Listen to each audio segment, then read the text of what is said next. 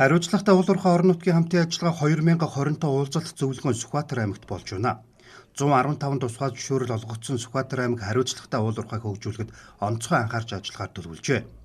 Орон нутагт уулуурхайн чиглэлээр үйл ажиллагаа явуулж байгаа компани төлөөлөл аймаг сумдын удирдлагууд хариуцлагатай уулуурхайг хөгжүүлэхэд тулгарч байгаа асуудал түүнийг шийдвэрлэх гарц гаргалгааг хамтдаа тодорхойлохыг тэд зорж байна. Зүүн бүс нутаг Тэрлүндаа Сүхбаатар аймаг эдийн засагт уулуурхай чухал нөлөөтэй. Хамгийн гол нь хариуцлагатай байхыг орон нутгийн хамтын ажиллагааны гэрээнд заалт бүрээр нь нарийн тусгаж түүнийгэ хэрэгжүүлэхийг шаарддаг. Гэвч энэ нь одоо ч хангалттай бус байгааг хэлж байна. Засаг захиргаа маань бол одоо орон нутагт үйл ажиллагаа явуулж байгаа уулуурхайн компаниудтай хариуцлагатай уулуурхайн компани бол хамтран ажиллах гэрээ байгуулдаг. Энэ хамтран ажиллах гэрээний хүрээнд бол орон нутгийн төсөвт одоо тодорхой хэмжээний санхүүгийн дэмжлэг, төсвийн бус одоо татварын бус орлого ингээд төлрүүлдэг. Энэ татварын бус орлого бол үндсэндээ хангалтгүй байсан. За энэ аудитын хүрээнд нэг 2 тэрбум орчим сая төгрөгийн төлбөрийн акт тогтоогоод 1 тэрбум 300 сая төгрөгийг орон нутгийн төсөвт төлрүүлээд байна. Ер нь Сүхбаатар аймгийн хэмжээнд модны хөтөлбөрийг хэрэгжүүлэх ажил бол ер нь хоцрогдолтой удаашралтай явж байгаа. Ер нь уулуурхайн компаниуд маань энэ үргийн ихэнх үеийг үндсэндээ хүлээсэн байж байгаа.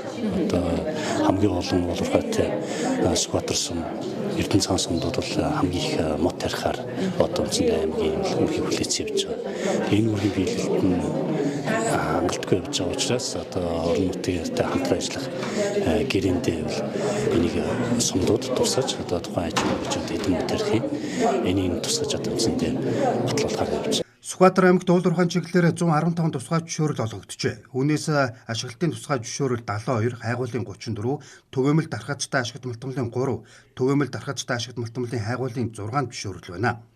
Харин татварын газарт бүртгэлтэй буюу аль биесээр үйл ажиллагаа эрхэлж байгаа 29 компани байна.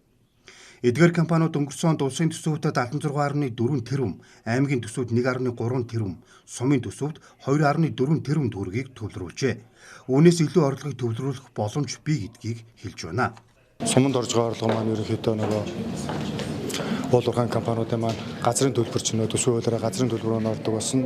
Цайлан улс түнтэй адил хөдөлмөрийн хөлсний орлого маань ордог болсон. За уулуурхайн компаниудаас ерөнхийдөө аймаг төлөрж байгаа орлогын хувьд гэх юм бол ерөнхийдөө үйлдвэрлэл үйлчилгээний зорилтоор ашигласан усны төлбөрөл төвлөрч байна. Тэр маань одоо өнгөрсөн жил 1 тэрбум гаруй төгрөг төвлөрсөн. За тэгээд автотайвар өөр явж хэрэгслийн албан татвар аймгийн төсөв төвлөрдөг. За манай уулуурхайн компаниуд маань бас ерөнхийдөө бол ашиглаж байгаа энэ за яг нэг тээврийн компаниудын автотайвар өөр явж хэрэгслүүд бол нэлээд олон байдаг. Уулуурхайн компани орон нутагт хамтын ажиллагааны гэрээнд тухайн аймаг сум орон нутагт өргөөж өгөх ач холбогдолтой заалтуудыг гэрээнд тусгасан байдаг. Энэ бүх заалтыг хэрэгжүүлэгч орон нутаг төдийгүй улсад үлгэр дуурайл жишээ болж байгаа компани бол Цайрт Минерал. 24 оны одоо байдлаар бол улс орон нутагт төлрүүлсэн татвар нэг 60 орчим тэрбум төгрөг байна. За тэгээд аймагтай бол хамтын ажиллагааны гэрээ байгуулад одоо 4 дахь жил нь бол өнгөрсөн 24 оны сүүлд дуусгар болсон. За энэ гэрээнийхээ үүргээр бол жилдээ 1.5 тэрбум төгрөгийг шууд төсвөлөө оруулдаг. За тэгээд бусад одоо бидний үүрэгт нөгөө уламжлалт ажлууд байдаг. Тэрэнд бол 500 орчим сая төгрөгийг бид зарцуулаад ингэ явдаг. За энэ гэрээнийхээ үүргийг бол бид одоо өнөөдрийн одоо энэ хурлаар бол үндсэндээ бол эцэслээд нөгөө хаагтанд гарах юм байна. Тэгэхээр бол бид бол хангалттай болов гэж ингэж дотроо бодож байна. Орон нутаг уулуурхайн компани хоорондоо тулгарч байгаа асуудлыг шийдвэрлэж бодлогын баримт бичгээ илүү боловсронгуй болгож шин төслөөр хамтран ажиллах гэрээг байгуулах нь ээлжид зөвлөгөөний гол зорилго. 2 өдөр үргэлжлэх зөвлөгөөний төгсгөлд өнгөрсөн оны гэрээний хэрэгжилтийг дүгнэж шинжилсэн гэрээг талууд үзэглэх юм байна.